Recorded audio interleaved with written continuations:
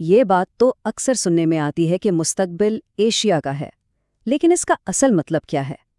یہ صرف چین کے بارے میں نہیں ہے۔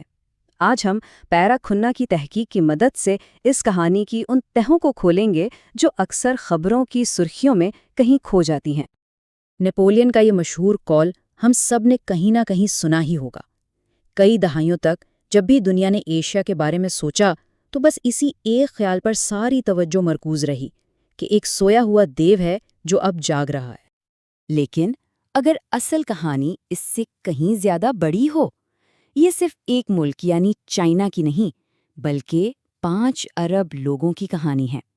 ایک ایسا براعظم جو 500 سال کے طویل عرصے کے بعد ایک بار پھر خود کو اور ایک دوسرے کو دریافت کر رہا ہے۔ تو آئیے شروع کرتے ہیں پہلے حصے سے۔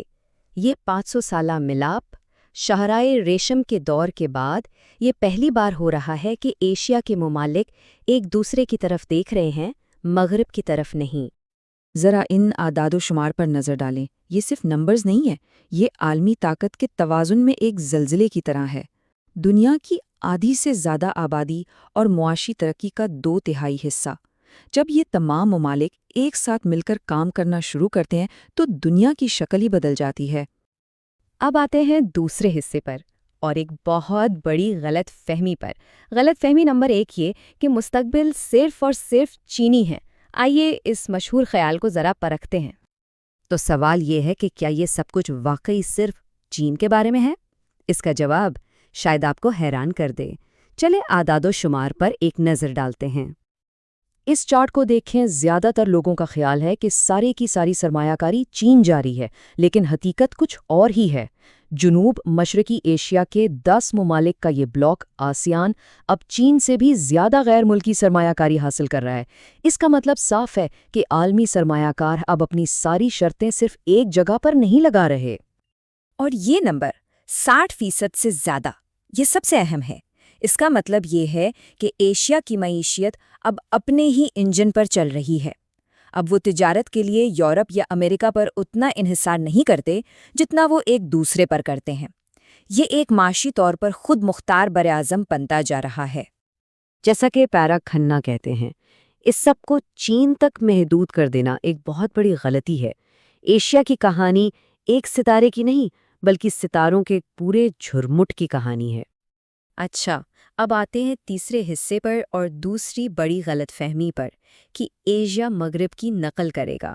کیا واقعی ایسا ہے؟ یہاں سوچ کے 2 بالکل مختلف طریقے ہیں۔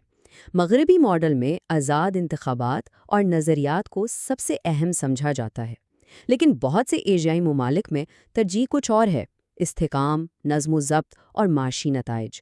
ان کے لیے سوال یہ نہیں ہے کہ آپ کا نظریہ کیا ہے، بلکہ یہ ہے کہ کیا آپ عوام کی زندگی بہتر بنا سکتے ہیں۔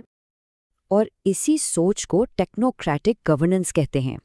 اسے اس طرح سوچیں کہ ملک چلانے کے لیے سب سے مقبول شخص کا انتخاب نہیں کیا جاتا، بلکہ سب سے قابل انجینئر، ماہر معاشیات اور منصوبہ ساز کا انتخاب کیا جاتا ہے۔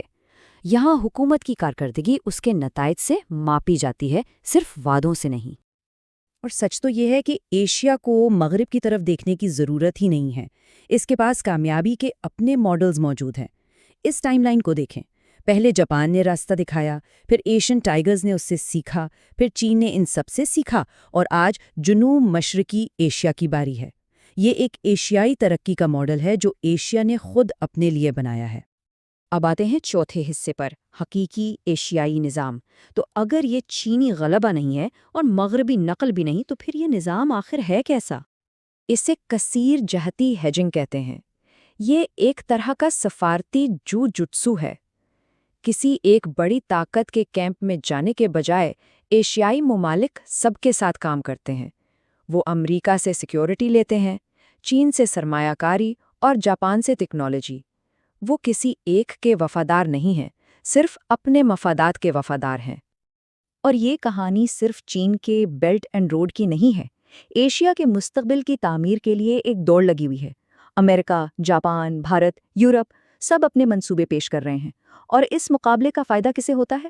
ایشیائی ممالک کو، جن کے پاس اب انتخاب کرنے کے لیے پہلے سے کہیں زیادہ اختیارات ہیں۔ اس کی سب سے بہترین مثال یہ سپر ایپس ہیں۔